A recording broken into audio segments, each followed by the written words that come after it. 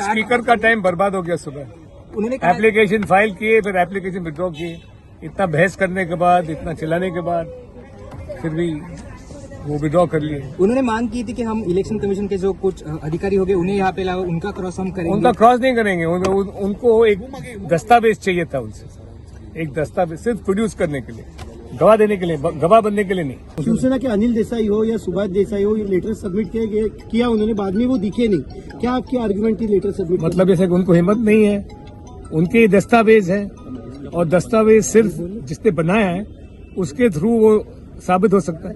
यदि वो कोर्ट में नहीं आते हैं और विटनेस वो सबूत नहीं देते हैं उनके दस्तावेज पे, तो वो दस्तावेज हम तो कहेंगे कि फर्जी है। सर, एकनाथ शिंदे जी का जो ईमेल एड्रेस है उसके बारे में बहस हुई। आपने जो यहाँ की जो डायरी है वो दिखाई है, उसमें उन्होंने कहा कि ये ईमेल एड्रेस जो है ये एमएलए बुकलेट में, जिस बुकलेट में हर एमएलए का पता और ईमेल आईडी होता है, रखते हैं, उसमें से हमने निकाले। तो हमने बताया कि ये तो 22 का डॉक्यूमेंट था, 22 में ये बुकलेट था, 22 में एकनाथ शिंदे के नाम के अगेंस्ट ये ईमेल आईडी नहीं है और दूसरा ईमेल आईडी, तो ये कैसे दिए उन्हें?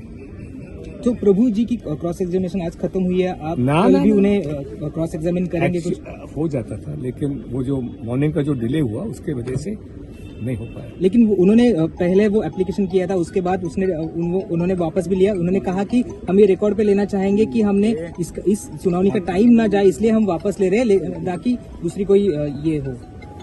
ठीक है, तो फिर तो उन्होंने शुरुआत में ही कहा कि हमें इस एप्लीकेशन की सफलता में कोई उम्मीद नहीं थी, तो फिर फाइल क्यों की और इतना टाइम क्यों वेस्ट की?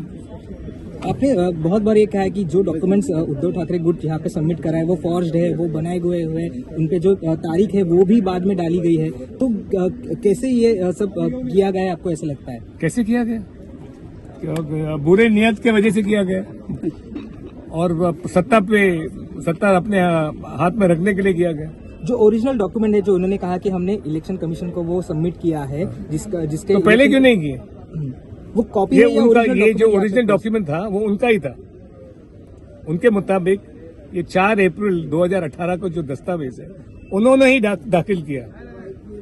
अब ये उनको 3 मौके थे इस दाखिल को लाने के लिए, इस दस्तावेज को लाने के लिए। पहले अपने डिस्क्वालिफिकेशन पिटीशन में नहीं है, फिर सुप्रीम कोर्ट में उद्धव ठाकरे ने अपील फाइल की। ये तो यदि ये डॉक्यूमेंट सच्चा है तो बहुत महत्वपूर्ण डॉक्यूमेंट है, वहां पे भी नहीं पेश किया। फिर रिजॉइंडर, हमारे रिप्लाई के बाद रिजॉइंडर में भी उन लोग ने ये डॉक्यूमेंट पेश नहीं किया। ये कैसे होता है? इसका मतलब क्या? हम सब ये सवाल क्यों पूछते हैं कि भाई आपने अभी बनाया, 3 मौके थे जब ये डॉक्यूमेंट को पेश करना कोर्ट के सामने बहुत अहम था आपके लिए, फिर भी आपने नहीं किया।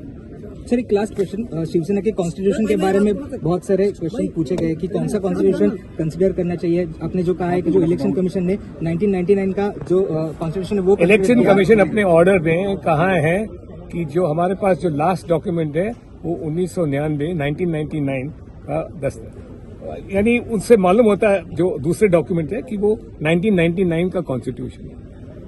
लिखा नहीं है, लेकिन वो दस्तावेज जो है वो ही उनके पास है, वो सबमिटेड कॉन्स्टिट्यूशन जो है वो उनके रिकॉर्ड पे, उसके बाद और कुछ नहीं। स्पीकर ने टाइम भी लिया था कि कौन सा डॉक्यूमेंट रिकॉर्ड पे लेना। 2018 का जो अमेंडमेंट ठाकरे गुट कर रहा है कि हमने किया था और वो इलेक्शन कमीशन को भी सबमिट किया था, तो स्पीकर कौन सा कंसिडर कर सकते हैं, 18 का कर सकते हैं या जो इलेक्शन कमीशन में रिजल्ट? सुप्रीम कोर्ट के मुताबिक तो वो तो सिर्फ जो इलेक्शन कमीशन के रिकॉर्ड पे है सिर्फ उसको वो कंसिडर कर सकते हैं और दूसरे डॉक्यूमेंट को नहीं कर सकते। Thank you sir, thank you so much.